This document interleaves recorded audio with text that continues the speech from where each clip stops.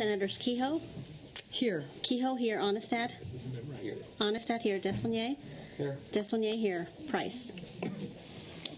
Our first order of business is to reconsider AB 1955. The appropriate rules have been waived. And this item is where? All righty, so we're going to take testimony. We need a motion. Right, And a roll right. call on the reconsideration.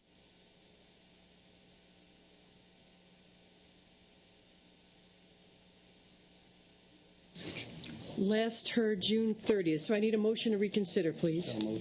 Motion by Mr. Desaulniers. Please call the roll. Senators Onestad? Onestad, aye. Kehoe? Aye. Kehoe, aye. Desaulniers? Aye. Desaulniers, aye. Price?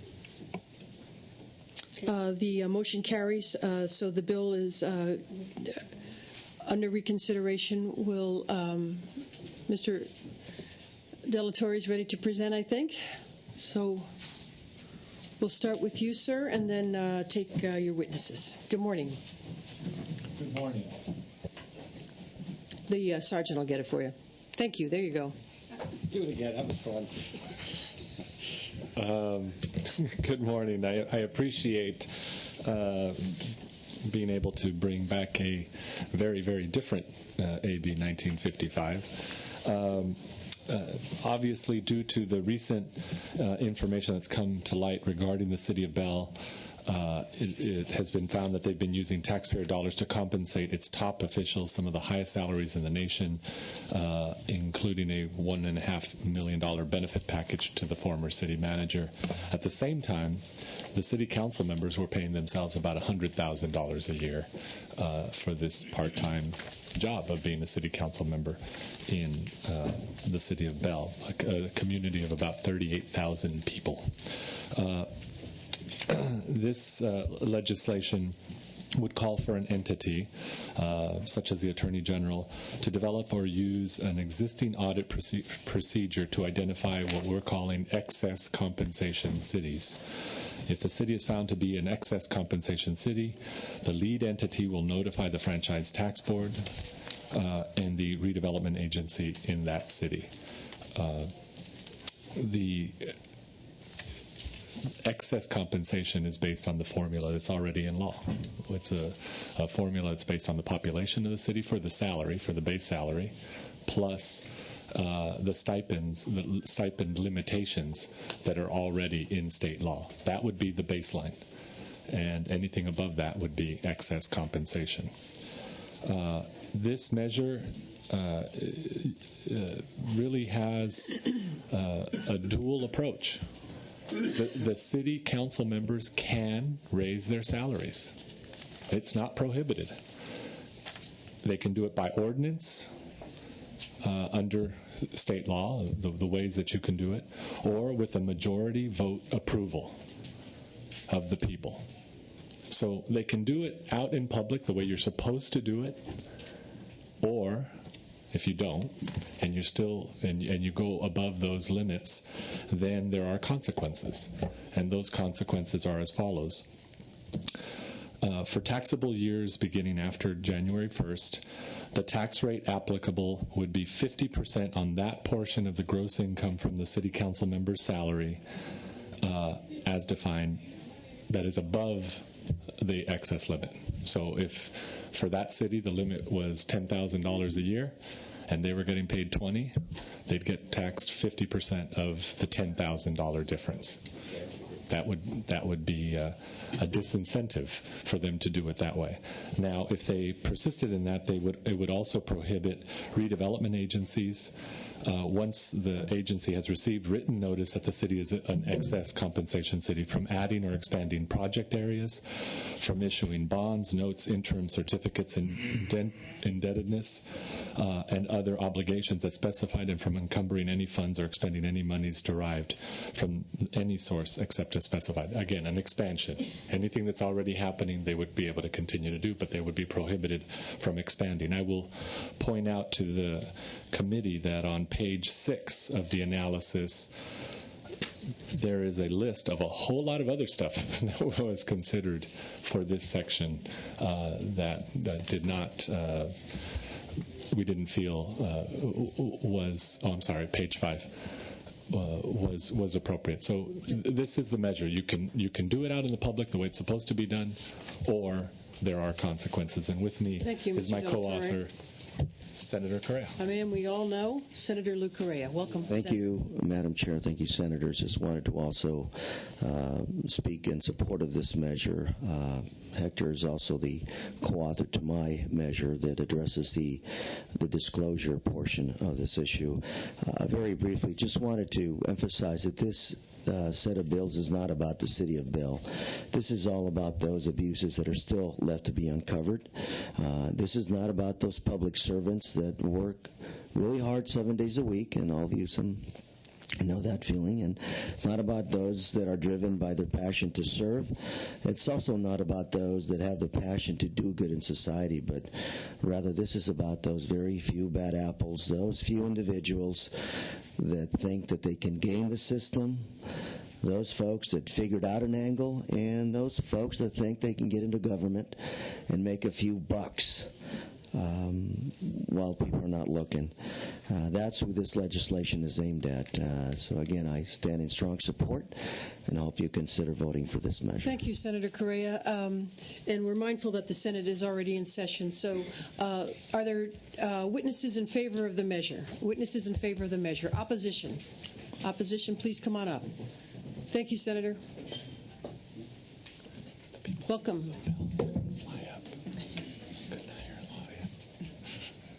Madam Chair, members, David Jones on behalf of the California Redevelopment Association. We do agree with the passion with which this unprecedented abuse has brought forward, but we have a significant problem with how this bill is crafted. We think that the citizens of Bell have been adequately punished already by the malfeasance of their elected officials. The system itself, we think, is working. It didn't prevent this from happening, but I think the consequences that the individuals that perpetrated this series of events are adequately suffering their due justice. What we think the bill, the way it's crafted right now, is the one entity that is being punished, is significantly punished, is not the criminal, but it's the community. Redevelopment is a separate entity. It has ongoing activities, and we think that the sanctions for the bill that places on redevelopment, the consequences are very much significant to us. We're in the middle of a project. Even though we can honor existing commitments up to that point, projects are very complex, difficult to put together. Mainly right now we're doing low-income housing projects. We think that we would have significant problems with having those going forward on an ongoing basis. Unequal justice. There are only 360 redevelopment agencies in the state. There are 480 cities. If you have a city without redevelopment, they don't suffer the same consequences that we would here. We know from looking at some of the charter cities, and we haven't had a chance to look at all of them, but some of the salaries we've seen would be in the category of excess compensation. We know of one city that I will not mention that is overfunding their council members by $100. They would get a $50 tax increase on their overfunded compensation. They have no redevelopment, so they would not suffer the same sanction that a city that made the same error of having $100 a month overcompensation would have their redevelopment projects, in essence, come to a halt. Job creation and job dampening. The analysis mentions, ironically, we find that in the midst of a major economic recession needing jobs, the two threats are redevelopment and enterprise zones, the two successful programs creating jobs that might be threatened. Political AG. We think that the bill is currently crafted does not have due process for the local agencies. When the AG determines they can shut us down and we would suffer those consequences. And lastly, I would say do no harm. We don't understand all the implications of the bill, so we would say go forward with the disclosure discussions, but leave the sanctions to redevelopment out of the bill until you know exactly what it does. Thank you. Next, please. And Mr. Delatorre, I see you're keeping notes, so we'll ask you to respond to those specific issues on the process projects already underway, and the $100 overpayment in the one city. Go ahead, please. Madam Chair and members, Dan Kerrig on behalf of the League of California Cities. We've sent a notice of concerns on the legislation last night. We've had a very limited opportunity to, once the language is in print, I think it's been in print for about a day and a half, we've had a limited ability to kind of go through the contents of the bill with our members to figure out the impacts. So our comments are basically on our reading of the bill and to the feedback we've got to this point. First of all, the League of Cities, with obviously many other individuals, and condemned the situation in Bell. It's just outrageous, and we don't even know if we know all the information of what was going on down there. We've, after a lot of internal deliberation about how to approach this, we decided that rather than try to go to individual laws, and especially when you get to the tricky issues associated with charter cities, that the best way to do this was through more transparency of what salaries actually are. And as I think we all see from the City of Bell's example, once the residents found out what was going on, they've been taking care of a lot of things themselves, and there's also all sorts of other inquiries going on there. So we really believe that transparency is the approach, and I know Mr. De La Torre has put in through Ledge Council our proposal, which would have expanded transparency on salaries not only for local officials but also for state officials as well, sort of across the board transparency. Senator Correa's bill that I believe is going to be amended today basically is in the same direction of the League's proposal. It only applies to local agencies, and we're working with his office on some clarifications, but we believe that's the direction and probably the best way to deal with this. Now for some brief comments, if you'll permit, on the legislation that's before you. The Brown Act provisions we basically support. They are pulled in part from some of the proposals that we've actually submitted through Mr. De La Torre's office. There are some technical questions about those. I put them in my letter. It's just questions I've received, and it's probably related to Ledge Council drafting, but the law should be clear if possible, just so people understand exactly who complies. In terms of the approach of the bill related to charter cities, that's where I would say there's a number of concerns. First, there is the overall concern of whether or not how this affects charter authority and whether or not it's constitutional in terms of how it's structured. We think there's some concerns with the way it's structured. There's a maxim in legal theory that you can't do indirectly what you can't do directly, and we think this could potentially be challenged on those grounds. More to the substance, if you look at the actual bill, there's an effort to apply the bill to certain charter cities but not others. The language in the bill is vague because it seems to say that your charter has to say some specific language which individual attorneys in those cities are going to have to figure out whether or not their charter says that. So there's confusion already about which cities this bill applies to, and that should be clarified. Secondly, one of the key pieces of information, if we're going to have a discussion about excessive compensation, is what the answer. We would need the answer to the question of the 119 charter cities in California, what is the compensation for the city officials in those cities? We don't know the answer to that question, and we're starting the process of doing a survey, but that's some basic information that we think the legislature should have before it embarks on an effort that could be punitive in describing excessive compensation. Back to the issue of excessive compensation. Clearly in the city of Bell, council members getting $100,000 a year for part-time work in a small city, that's excessive by pretty much anybody's standard.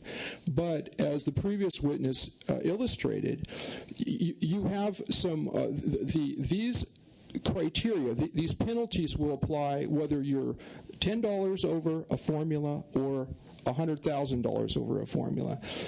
And just to point out on that point about that formula, it's already been recognized by the legislature that formula is out of date. It hasn't. I don't think it's been updated for getting close to 30 years. And in fact, the author in 2007 had a bill go through the legislature that updated that criteria to keep track with inflation. Now the governor vetoed that bill, but clearly the legislature agreed that some of those formulas were out of date. So let's be careful that if we're trying to describe excess compensation, we're not picking up somebody that's $100 over a formula that might be antiquated, but we're really going after the abusers as we can define them. Any other points, Mr. Carrick? Just two quick ones, if you permit me. The process, there seems to be a question about due process with the way the bill is structured, because you have the Attorney General sort of acting as both prosecutor and judge. The Attorney General makes a determination that they think a city is in violation with the law, and then once they finalize that determination, then these penalties take effect. We think there needs to be, if there's a dispute, a place for a judge in our traditional legal process to settle questions of law. Those are our basic points and concerns, and be happy to answer any questions. Thank you. Next, please. Madam Chair, members of the committee, Anthony Gonsalves, we're not in opposition, but we have concerns. We have gotten it out to our client cities. They've only had it for less than 24 hours to take a look at it. None of us agree with the City of Bell. We're outraged. I sit on the California City Management Foundation board when the news broke on that, and we were having our board meeting. I mean, every one of the city managers there were appalled at what was taking place. Unfortunately, this bill does not address the situation in Bell, and that's our concern. We had a bill back in 1979 that was signed by Governor Jerry Brown that we had a situation in the city of Paramount where the city manager misled the city council, and the legislature, by a bill by Senator Ralph Dills, changed the formula for PERS for that city manager and for the city to bring it back to what the city council was told that the retirement would be. I think that's what the legislature ought to be looking at, using a similar platform to try and go after those who are the wrongdoers and send a good message to local government saying, we're not going to let you get away with this and fatten your pockets for the rest of your life.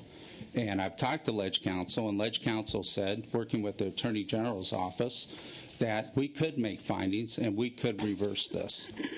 And so I think that's what the legislature ought to be looking at, and then do the homework that you need to do and come forward with legislation next year on more transparency and trying to prevent a situation like Bell from happening again.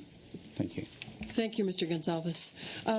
Mr. Delatorre, do you want to respond to some of these issues? The redevelop. Yes. Do we have one more witness? Okay, thank you. Come on up. Any other witnesses? Okay. Got the final say.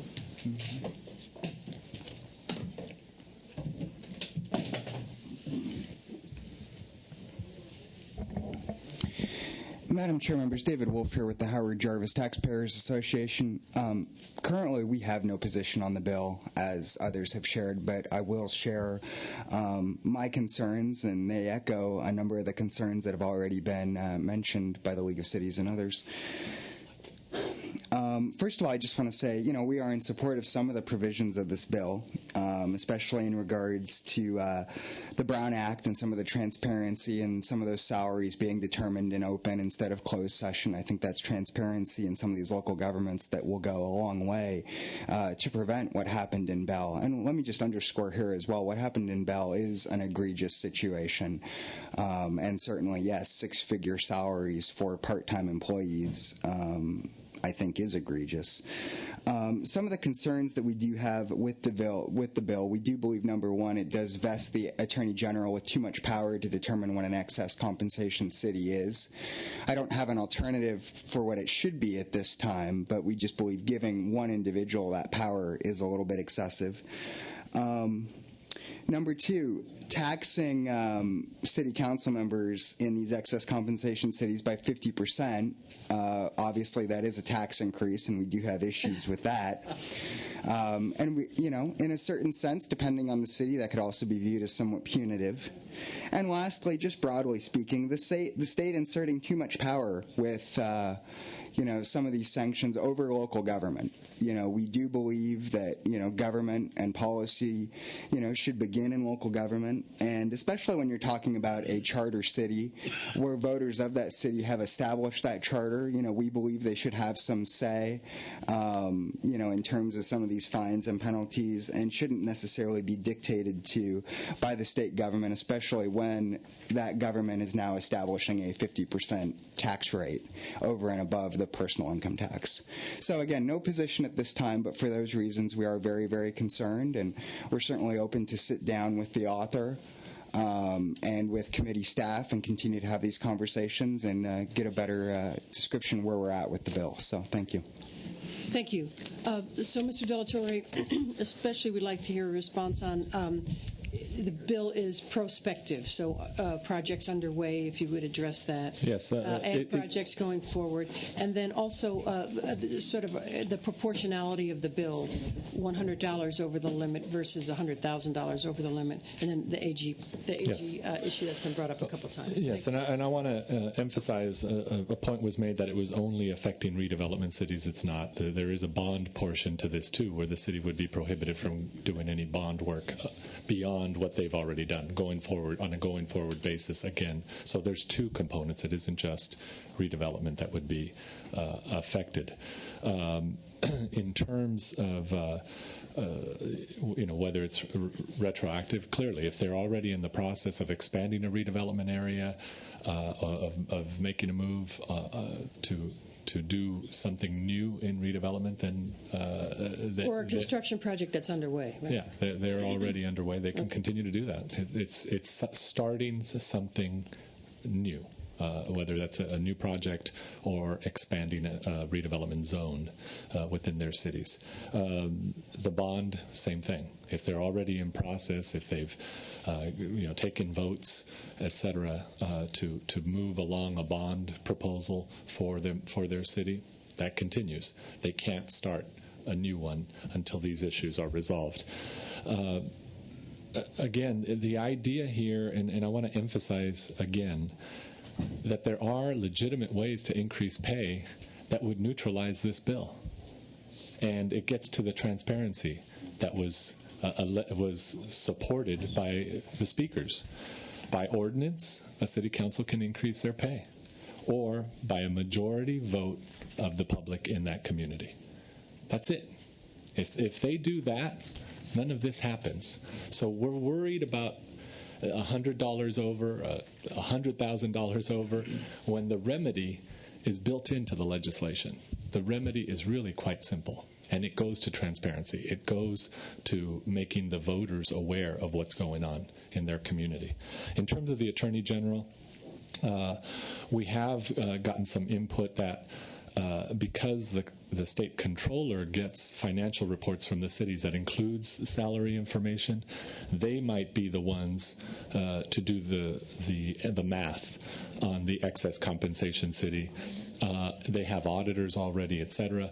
They probably would be the right place to do the initial analysis and then refer it to the Attorney General, who would either agree or disagree. So then you would have two folks overseeing that process. That is something that we've just started to look into in the last 24, 36 hours.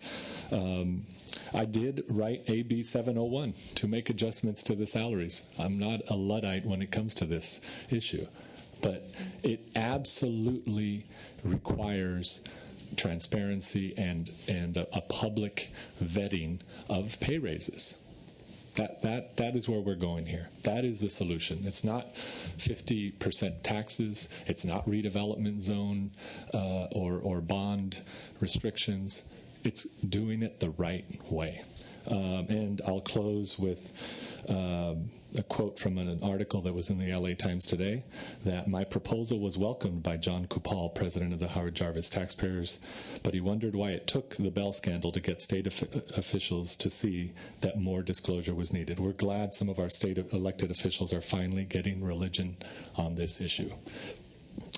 Again, I think in light of what we're seeing out there, it isn't just a Bell thing. People want to know that their local government is doing it the right way. Thank you, Mr. Delatorre. Members, we're taking it up on reconsideration. It is a fiscal bill. It will be heard in appropriations as well, and then on the Senate floor, and then go back to the Assembly. So there's a few more hearings before the process is finalized. Any questions or comments? Question. Senator Onestad?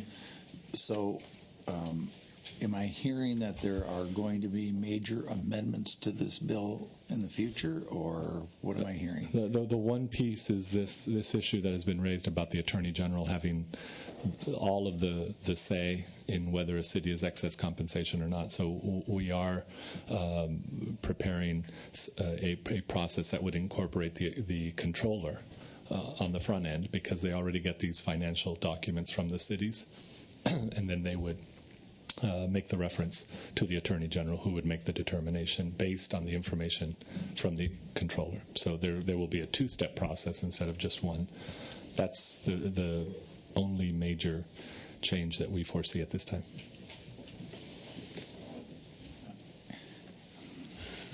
I understand the late date, but this is the Local Government Policy Committee, where this should have all been ironed out by the time it gets to this committee. The Appropriations Committee is a fiscal committee, not a policy committee. At least it's not supposed to be. And so if I don't vote for this today, but I see that the bill has improved by the time it gets to the floor, I may have a different consideration. But at this point, with 2 weeks left in the legislative session, and a bill that is still just being 24 hours old, essentially, I just don't think we should be doing this today. I appreciate that. We have been working with staff on the Senate side as well as the Assembly side, local government staff. I've had several meetings with the League of California Cities on this issue, so we have been trying to shape this. But the situation in Bell exploded 6 weeks ago, and you saw some of the other alternatives that were considered before we came to here. And you're trying to respond to that. Any other questions, gentlemen? Senator Price. This question, I think, responded to some of these issues, but I just want to get some clarification. The opposition was concerned about the sanctions on redevelopment and on bonds, and this whole thing of how you identify or determine excessive compensation. How do you respond to those concerns? Well, I think the excessive compensation, there are two formulas that are set in law. And so that formula is pretty clear. The salary is based on population, and the stipends and those other additional compensation that's given for sitting on city commissions as a committee of the whole, that's set in law as well. So there is a formula that is already there that would establish a maximum. A lot of cities go way below the maximum for their city, where they just haven't made any changes over a very long time. So that's how you establish that. You have the controller getting the financial data from the city to determine what the council members are making, and if it goes over that formula that's already in state law, then they would refer it to the AG. In terms of the redevelopment and bond issues, again, it's on a going forward basis. It doesn't affect anything that's already there. And the way you stop the clock, if you will, is to go to the voters or to raise your salary by ordinance. If the city council members really feel strongly that they're underpaid, and they have two avenues to raise their pay. Senator, in part-time cities, I want to make that very clear that we're talking about part-time cities here. Senator DeSaulnier. Just briefly, a comment. always appreciate your zeal and transparency. Ironically, my only hesitation is the same thing, that I just hate bills coming at the end of session. So I look forward to working with you, sort of the opposite of Senator Onestad, that hopefully we can work out the issues, and I would like a better understanding vis-a-vis how it applies to redevelopment agencies. So I understand the urgency that you're bringing this, but want to make sure that we do it right and don't make first do no harm. And my commitment to every one of the members of the committee is that, as these changes that I described to you are added to it, you will all see it, exactly as it is, and we will continue to work with staff as we have all along. Mr. Delatorre, I think there's a lot of merit to the bill. You're trying to respond to a situation that embarrassed probably every elected official in the state, or certainly any one of us that has a conscience, and most of us do. There's something special about exploiting your own public coffers for personal gain while you're an elected official in a position of responsibility. So I'm very sympathetic with you wanting to put in statute consequences to that kind of behavior, and that's what you're doing here. The whole situation can be avoided with the process you've put in of public hearings or an ordinance.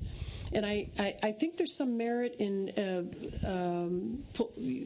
focusing on bonding actions and redevelopment actions. For one thing, the state has a huge commitment to redevelopment statewide.